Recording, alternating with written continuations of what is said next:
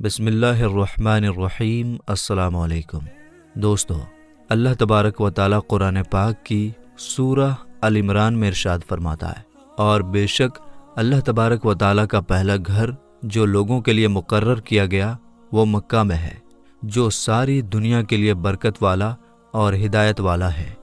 میرے دوستو، کیا آپ جانتے ہیں کہ دنیا میں سب سے پہلے اللہ تبارک و تعالیٰ نے اپنے گھر خانہ کعبہ کو کس طرح اور کب بنایا؟ کیا یہ بات سچ ہے کہ اللہ تبارک و تعالیٰ نے خانہ کعبہ کو پیدا کیا؟ اور خانہ کعبہ کی تعمیر سب سے پہلے کس نے کی؟ یعنی خانہ کعبہ کو سب سے پہلے کس نے بنایا؟ اور خانہ کعبہ کا حج اور طواف کرنے والے سب سے پہلے کون لوگ تھے؟ اور ابھی جو کعبہ شریف ہے اس کو تعمیر یعنی بنائے ہوئے کتنے سو سال ہو گئے؟ اور خانہ کعبہ کو اب تک کتنی بار تعمیر کیا جا چکا ہے یعنی بنایا جا چکا ہے؟ اور خانہ کعبہ کا رہسیمئے اتہاس کیا ہے؟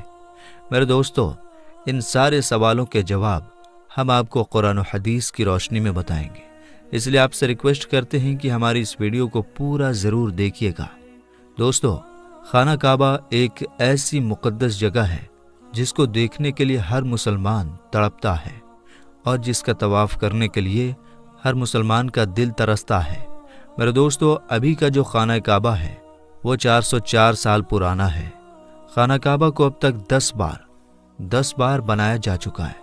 میرے دوستو، خانہ کعبہ کی سب سے پہلی تعمیر حضرت آدم علیہ السلام کی پیدائش سے 2000 سال پہلے ہوئی، اور خانہ کعبہ کو سب سے پہلے اللہ تعالیٰ کے حکم سے فرشتوں نے بنایا، جس طرح کہ تفسیر کی کتاب قرطبی میں لکھا ہے کہ جب اللہ تبارک و تعالیٰ سے فرشتوں نے کہا کہ انسان تو پیدائش کے بعد زمین پر جھگڑا فساد کرے گا اور بہت خون خرابہ ہوگا، جس پر اللہ پاک نے فرمایا کہ جو کچھ میں جانتا ہوں وہ تم نہیں جانتے۔ فرشتے یہ سوچنے لگے کہ اللہ تبارک و تعالیٰ ہم سے ناراض ہو گیا ہے۔ اس وقت فرشتے اللہ تبارک و تعالیٰ کو راضی کرنے کے لیے اللہ تبارک و تعالیٰ کے عرش کے نیچے طواف کرنے لگے اور اللہ پاک کی تسبیح بیان کرنے لگے، تو اللہ تبارک و تعالیٰ نے ان پر رحمت نازل فرمائی اور اپنے عرش کے نیچے خوبصورت اور حسن و جمال والا گھر تعمیر کیا، جو زبرجد کے 4 کھمبوں پر بنا ہوا تھا، اور یہ گھر فرشتوں کے بیچ بیت المعمور کے نام سے جانا گیا، جس طرح کہ اللہ تبارک و تعالیٰ سورہ طور میں بیت المعمور کا ذکر فرماتا ہے۔ میرے دوستو، بیت المعمور فرشتوں کا کعبہ ہے، اور یہ 7ویں آسمان میں عرش کے سامنے کعبہ شریف کے بالکل اوپر ہے۔ فرشتوں کے بیچ بیت المعمور کی ایسی اہمیت ہے جیسے زمین پر کعبہ شریف کی اہمیت ہے۔ یہ آسمان والوں کا قبلہ ہے، اور ہر روز 70,000 فرشتے اس کا طواف کرتے اور نماز کے لیے حاضری دیتے ہیں۔ جو فرشتہ ایک بار بیت المعمور میں طواف کر لیتا ہے یا نماز پڑھ لیتا ہے، اس کے بعد دوبارہ اس کو کبھی موقع نہیں ملتا، بلکہ ہر روز نئے 70,000 فرشتے بیت المعمور میں حاضری دیتے ہیں اور اللہ تبارک و تعالیٰ کی عبادت کرتے ہیں۔ بخاری اور مسلم شریف کی حدیث ہے کہ حضور پاک صلی اللہ تعالیٰ علیہ وسلم کو بھی بیت المعمور دکھایا گیا۔ میرے دوستو، سب سے پہلے اللہ تبارک و تعالیٰ نے فرشتوں کے لیے کعبہ بنایا، جس کو بیت المعمور کہا جاتا ہے۔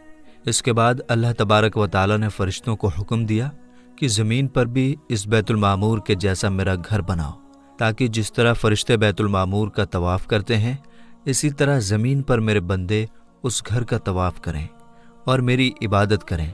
چنانچہ فرشتوں نے اللہ تبارک و تعالیٰ کے حکم کی تعمیل کرتے ہوئے سب سے پہلے زمین پر بیت اللہ شریف یعنی کعبہ شریف کی تعمیر کی اور اس کا طواف شروع کیا، اور فرشتوں نے ہی سب سے پہلے خانہ کعبہ کا حج کیا۔ میرے دوستو، خانہ کعبہ کی دوسری تعمیر اس وقت ہوئی جب اللہ تبارک و تعالیٰ نے حضرت آدم علیہ السلام کو پیدا کرنے کے بعد زمین پر اتارا۔ اس طرح جب حضرت آدم علیہ السلام جنت سے زمین پر تشریف لائے تو حضرت آدم علیہ السلام نے اللہ تبارک و تعالیٰ کی بارگاہ میں عرض کی، یا رب العالمین، میں یہاں نہ تو ملائکہ کی تسبیح و تکبیر سن سکتا ہوں اور نہ ہی کوئی عبادت گاہ دیکھتا ہوں، جیسا کہ آسمان میں بیت المعمور کو دیکھا کرتا تھا، جس کے چاروں طرف فرشتے طواف کیا کرتے تھے۔ حضرت آدم علیہ السلام کی یہ فریاد سن کر اللہ تبارک و تعالیٰ نے حضرت آدم علیہ السلام سے فرمایا کہ جاؤ، جہاں پر ہم نشان بتائیں وہاں کعبہ بنا کر اس کے چاروں طرف طواف بھی کر لو اور اس کی طرف منہ کر کے نماز بھی ادا کرو۔ حضرت جبرائیل علیہ السلام کو اللہ تبارک و تعالیٰ نے حضرت آدم علیہ السلام کو گائیڈ کرنے کے لیے ان کے ساتھ بھیجا۔ چنانچہ حضرت جبرائیل علیہ السلام اللہ تبارک و تعالیٰ کے حکم پر حضرت آدم علیہ السلام کے ساتھ چل پڑے اور انہیں اس جگہ پر لائے جہاں سے زمین بنی تھی، یعنی جس جگہ سے سب سے پہلے زمین کی جھاگ پیدا ہوئی تھی، اور پھر وہی جھاگ پھیل کر پوری زمین بنی۔ اس جگہ پر حضرت جبرائیل علیہ السلام نے اپنے پر کو زمین پر مارا تو ساتوں زمین تک خانہ کعبہ کی بنیاد ڈال دی، جن بنیادوں کو فرشتوں نے 5 پہاڑوں کے پتھروں کی مدد سے بھرا اور ان بنیادوں پر چاروں طرف دیواریں کھڑی کر دی۔ ان 5 پہاڑوں میں کوہ لبنان، کوہ طور، کوہ جود ہیرا وغیرہ بھی شامل تھے۔ اس طرح جب دوسری بار بنایا جا رہا تھا تو حضرت جبرائیل علیہ السلام، حضرت آدم علیہ السلام اور حضرت اماں حوا رضی اللہ تعالی عنہا بھی شامل تھے۔ حضرت اماں حوا رضی اللہ تعالی عنہا مٹی اٹھا کر لاتی اور حضرت آدم علیہ السلام خانہ کعبہ کو بناتے جاتے۔ جب خانہ کعبہ کی تعمیر کا کام پورا ہو گیا تو پھر اللہ تبارک و تعالیٰ نے حضرت آدم علیہ السلام کو طواف کرنے کا حکم دیا اور ساتھ ہی فرمایا کہ آپ پہلے انسان ہیں اور یہ پہلا گھر ہے۔ پھر حضرت آدم علیہ السلام خانہ کعبہ کی طرف منہ کر کے نماز ادا کیا کرتے اور اللہ تبارک و تعالیٰ کی عبادت میں لگے رہتے۔ خانہ کعبہ کو تیسری بار کس نے بنایا؟ تو دوستو، آدم علیہ السلام کے بنانے کے بعد وقت کے ساتھ ساتھ خانہ کعبہ کی دیواریں بھی کمزور ہونے لگیں، تو حضرت آدم علیہ السلام کے بیٹے حضرت شیث علیہ السلام نے مٹی اور پتھر سے خانہ کعبہ کو تیسری بار بنایا، جبکہ کچھ مفسرین کا یہ کہنا ہے کہ حضرت شیث علیہ السلام نے صرف خانہ کعبہ کی مرمت کا کام کیا، اس کی تعمیر نہیں کی۔ میرے دوستو، اب بات کرتے ہیں خانہ کعبہ کو چوتھی بار کس نے بنایا؟ تو دوستو، خانہ کعبہ کو چوتھی بار اس وقت بنایا گیا جب اللہ تبارک و تعالیٰ نے حضرت نوح علیہ السلام کی قوم پر طوفان کا عذاب بھیجا۔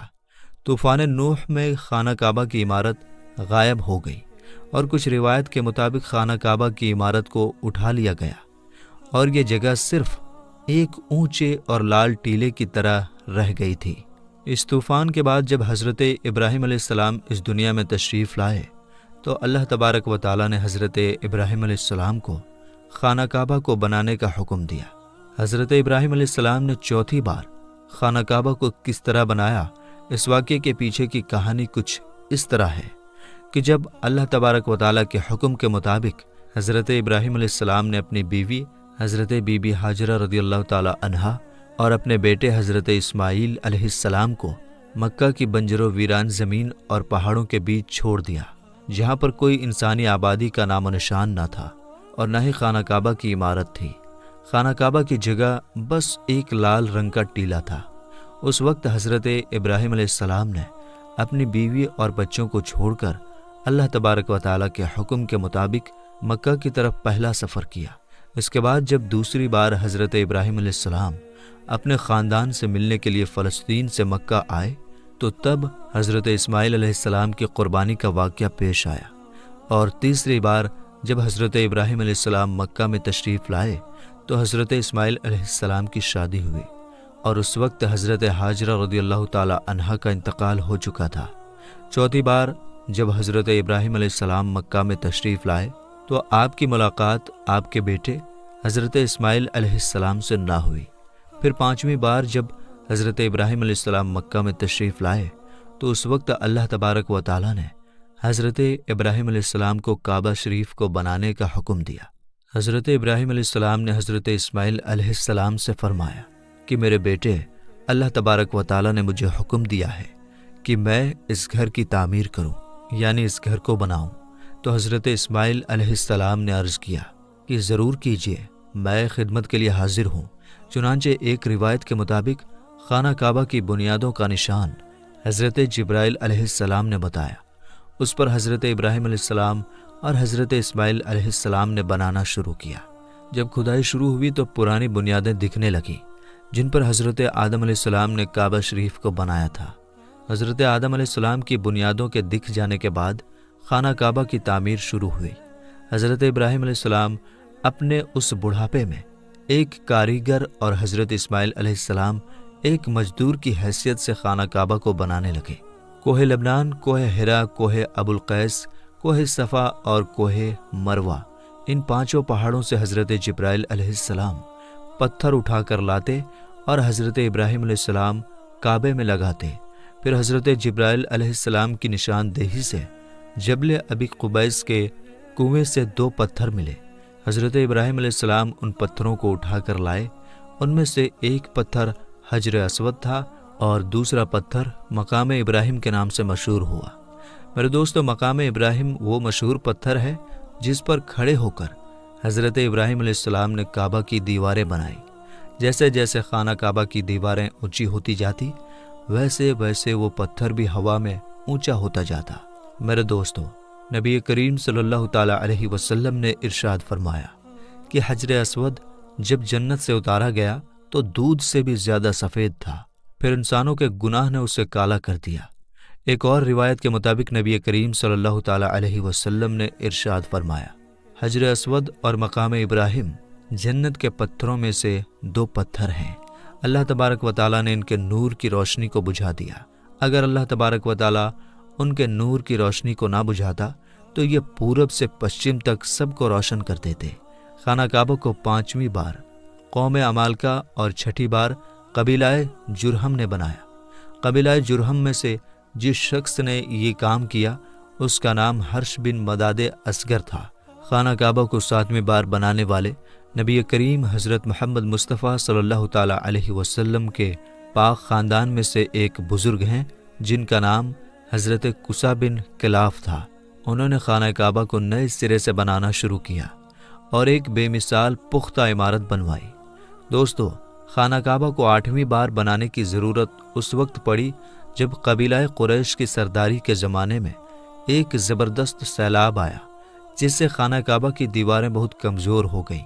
تو ایک مشورے کے بعد یہ فیصلہ لیا گیا اور خانہ کعبہ کو قبیلہ قریش نے پھر سے بنوایا، جس تعمیر میں نبی پاک حضرت محمد مصطفیٰ صلی اللہ تعالیٰ علیہ وسلم کی ذات اقدس نے بھی شرکت فرمائی۔ لیکن اس وقت رقم کم ہونے کی وجہ سے قریش کی تعمیر میں حتیم کعبہ کو شامل نہیں کیا گیا تھا۔ خانہ کعبہ کو 9ویں بار اس وقت بنایا گیا جب یزیدی فوج کی پتھر بازی کی وجہ سے خانہ کعبہ کی دیواریں کمزور ہو گئیں، تو حضرت عبداللہ بن زبیر نے حتیم کعبہ جو کہ قریش کی تعمیر میں شامل نہیں کیا گیا تھا اس کو بھی شامل کر کے بنیاد ابراہیمی پر خانہ کعبہ کو نئے سرے سے بنایا گیا۔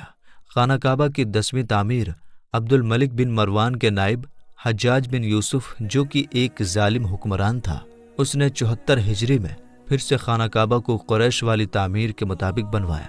اس کے دور کے بعد جب خلیفہ ہارون حکومت پر بیٹھا تو اس نے خانہ کعبہ کو گرانے کا فیصلہ کیا اور حضرت عبداللہ بن زبیر کی تعمیر کے مطابق خانہ کعبہ کو تعمیر کرنا چاہا، لیکن امام ابو یوسف نے یہ کہہ کر اسے روک دیا کہ اگر یہی طریقہ کار رہا تو ہر آنے والے حکمران مشہور ہونے کے لیے خانہ کعبہ کو گرا کر نئی تعمیر کروایا کرے گا اور اس طرح لوگوں کے دلوں میں اس گھر کی عظمت کم ہوتی جائے گی۔ پھر 1040 ہجری میں سلطنت عثمانیہ کے سلطان مراد بن احمد خان شاہ قسطنطنیہ نے حجر اسود والی جگہ کے علاوہ ساری عمارت کی بنیاد کو بنیاد حجاج کے جیسا تعمیر کروایا۔ اس تعمیر کا کام 6 مہینے کے اندر مکمل ہوا۔ اس نے خانہ کعبہ کے اندر سنگ مرمر کا پتھر لگوایا اور بہت ہی خوبصورت چھت بنوائی اور باہر کی دیواریں سنگ مرمر سے چونا میں چنی گئی اور بہت ہی قیمتی اور ریشمی کالے رنگ کا پردہ خانہ کعبہ پر ڈالا گیا جس پر کلمہ طیبہ لکھا ہوا تھا اور سنہری لفظوں میں سلطان کا نام بھی لکھا ہوا تھا۔ اس طرح سلطنت عثمانیہ کی تعمیر کے بعد شاہ فہد بن عبد العزیز نے سن 1417 میں کعبہ شریف کو نئے سرے سے بنانے کا کام شروع کیا اور ابھی جو خانہ کعبہ ہے وہ کم و بیش 404 سال پرانی ہے، کیونکہ یہ عمارت 1040 ہجری میں بنی اور اب 1443 ہجری ہے۔ اللہ تبارک و تعالیٰ سے دعا ہے کہ اللہ تبارک و تعالیٰ اپنے بیت اللہ شریف کی بار بار زیارت نصیب فرمائے اور حج بیت اللہ کی سعادت نصیب فرمائے۔